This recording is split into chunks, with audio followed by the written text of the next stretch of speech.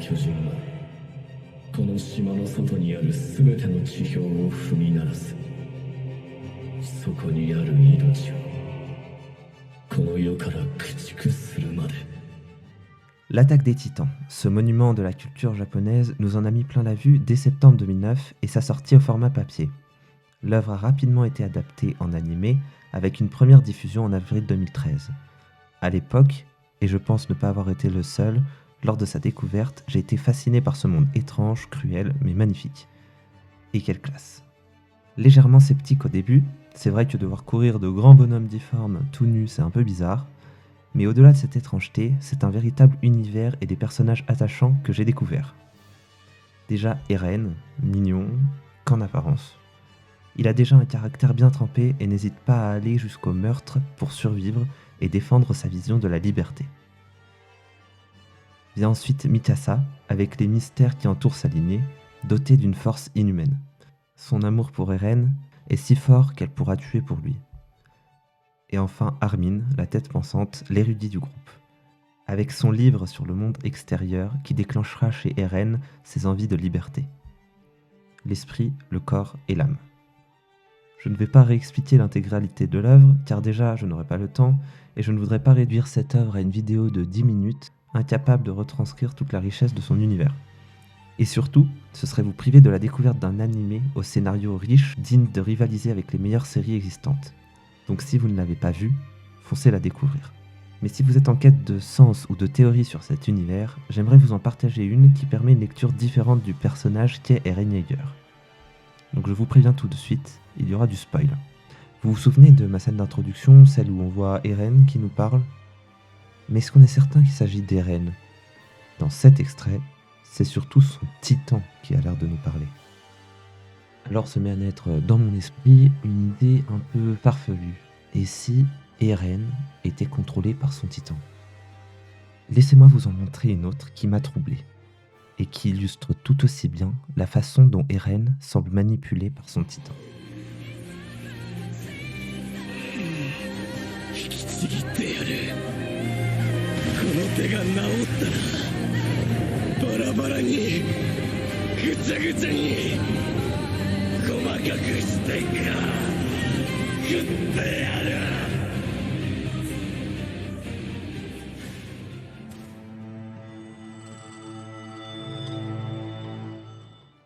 Je me suis peut-être un peu emballé quand je disais ne pas avoir à résumer l'intégralité de l'histoire de l'attaque des Titans, car pour développer ma théorie, je vais devoir revenir sur de nombreux points clés de l'histoire.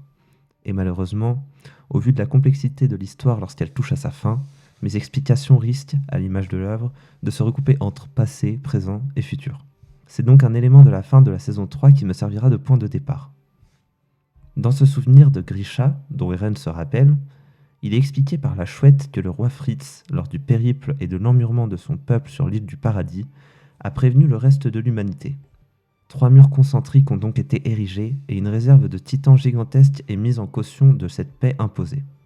Le pacte de non-agression est effectif sur les membres de la famille Rice qui disposent du titan originel. Il interdit ses membres à utiliser l'intégralité des pouvoirs du titan originel, car pour le roi Karl Fritz, un tel pouvoir représente trop de responsabilités et la tentation d'exercer sa suprématie est trop grande. C'est donc pour éviter une nouvelle domination de la famille Fritz sur le reste du monde qu'il a bridé les utilisateurs du titan originel de sa lignée directe s'ils souhaitent user de l'intégralité de ses pouvoirs. Il s'agit donc d'une sorte de camisole psychique déployée pour imposer une paix relative au monde et vivre quelques siècles de calme. Pourtant, la menace du grand terrassement a été mise à exécution par Eren lors de la saison finale. Et si Eren, à l'instar des rois des murs, était lié non pas par un pacte de non-agression à son titan, mais par un pacte d'agression.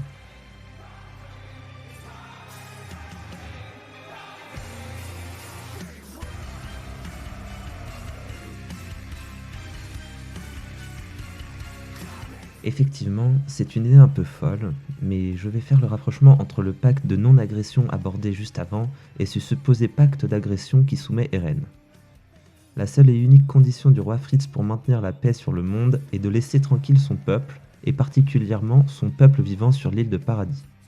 Le deal était simple, il fallait laisser le peuple eldien en paix. Pourtant, l'Empire Mar, par sa cupidité et par crainte de perdre son leadership, au vu du contexte géopolitique compliqué pour eux à ce moment de l'histoire, n'a pas pu s'empêcher d'aller titiller l'ancien maître du monde, telle une mouche qui vous vole autour en plein mois de juillet. Et on se l'avoue, elle fait chier cette mouche. Et on a la flemme de s'en débarrasser. En plus, on a une top lane à gagner sur LoL, donc on n'a pas le temps. Barre-toi et laisse-nous jouer. Bref, le roi Eldien ne jouait sûrement pas à LoL, mais j'imagine que globalement, il se sentait un peu pareil. Blasé qu'on ne le laisse pas profiter en paix, sauf que la mouche du roi, elle s'appelle Bertholdt et elle fait environ 60 mètres de haut. Elle vient tout juste de défoncer la porte d'entrée de son royaume, semant panique et chaos au sein de sa population. Et une autre grosse mouche répondant au doux nom de Reiner va enchaîner sur la deuxième porte d'entrée. Ça commence à faire beaucoup. Mais le roi ne peut pas réagir. Car non seulement son pacte de non-agression l'en empêche, mais aussi car un léger contretemps va l'empêcher de faire quoi que ce soit. Et il s'agit tout simplement de sa mort. En effet, Grisha, le père d'Eren, vient d'absorber le titan originel par le biais de son actuelle détentrice, Frida Reiss. Ce que l'on vient de voir, c'est qu'instantanément après la chute du mur, le titan assaillant s'empare du pouvoir du titan originel. Un peu comme si le titan, de lui-même et par sa propre volonté, avait décidé qu'il était temps pour lui de sortir de l'ombre et de s'activer, comme si c'était plus fort que lui. En même temps, il voit littéralement dans le futur. Alors certes, plus tard, nous comprendrons que c'est Eren qui a encouragé son père à faire ça, mais Eren le fait en passant par l'intermédiaire de son pouvoir de titan, dans le but d'influencer son passé, et surtout, à ce moment précis, il a vraiment l'air d'un démon insulaire, comme s'il était possédé par son titan. Donc la question que je me pose est simple, est-ce qu'Eren ne serait pas sous l'influence de son titan, qui le pousserait à avoir cette soif de liberté qui lui est propre, et qui lui ferait faire les pires atrocités pour atteindre ses objectifs? Pour moi, le roi, au vu de sa prévoyance, aurait tout à fait pu mettre en place un second pacte qui serait lui directement lié au titan assaillant, une condition secrète qui ne se déploierait que si le mur est brisé, que l'équilibre et la paix ne sont pas respectés, que le pacte de non-agression est violé. Dès lors, le titan assaillant serait chargé d'une mission, une obsession, libérer son peuple et déployer le grand terrassement. Alors Eren serait enchaîné à un destin qu'il ne peut contrôler, qu'aucune alternative ne peut changer, il va devoir se sacrifier pour mettre fin à la haine du monde envers les titans.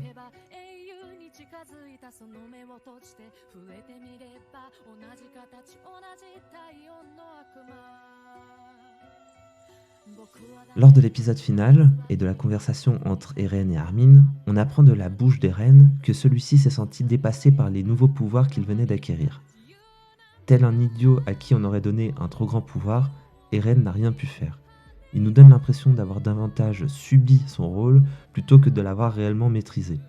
Et c'est ce petit détail qui permet de nous questionner sur la volonté propre de son titan. Eren était prisonnier de son destin, obligé de faire les actions qu'il a fait pour arriver au résultat que l'on connaît à la fin, la libération du peuple eldien.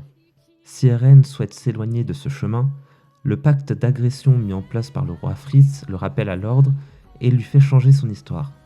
Une seule fin est possible et Eren doit la vivre.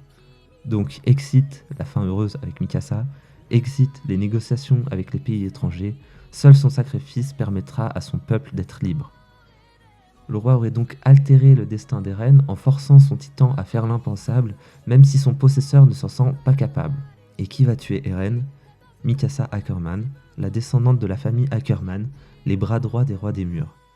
La dernière mission de cette famille envers le roi, qui a décidé de mettre fin à la vie d'Eren pour libérer le peuple eldien de la malédiction dont il souffre. J'ai déjà décrit la première condition au déploiement du pacte d'agression, mais il devrait d'après moi y avoir une seconde condition, et ce serait d'avoir un membre de la famille royale qui puisse servir d'élément déclencheur. Bien évidemment, je pense à Sig. C'est pour cette raison qu'une branche de la famille royale serait restée sur le continent Mar, pour servir de témoin de la haine envers le peuple eldien. Si les peuples du continent avaient réussi à faire la distinction entre le peuple sur l'île de Paradis et le peuple lâchement abandonné par son roi, si ce peuple arrive à s'intégrer au reste du monde, alors le peuple de Paradis peut être attaqué sans conséquence. Le monde demeurera en paix après sa disparition. Mais si le peuple eldien prisonnier n'est pas respecté, et qu'un désir de révolte anime ses rangs, alors la famille royale servira de clé au titan assaillant pour mener à bien sa mission. Les deux conditions ont donc été réunies, et sans ces conditions, nul terrassement n'aurait eu lieu. Sans l'attaque désespérée des Mars sur Paradis, tous les amis d'Eren seraient encore vivants.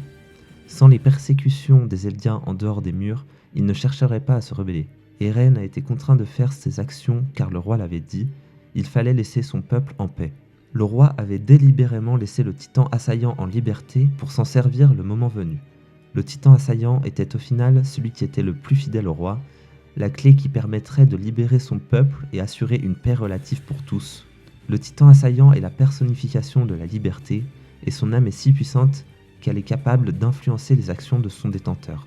Obnubilé par sa soif de liberté, Eren semble paradoxalement soumis à ses désirs et ne semble au final pas réellement pouvoir choisir quelle vie il souhaite avoir.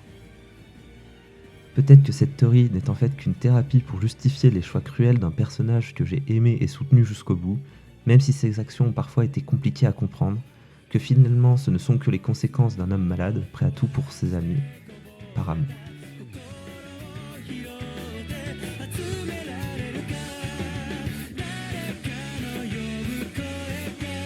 Et enfin, Eren, qui se vantait d'être libre, était en fait le plus enchaîné de tous, dès le départ, il y a 2 minutes.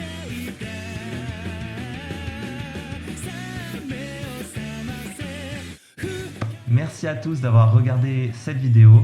Si elle vous a plu et si vous souhaitez voir davantage de contenu comme celui-ci, je vous invite à mettre un pouce en l'air et à vous abonner. À bientôt.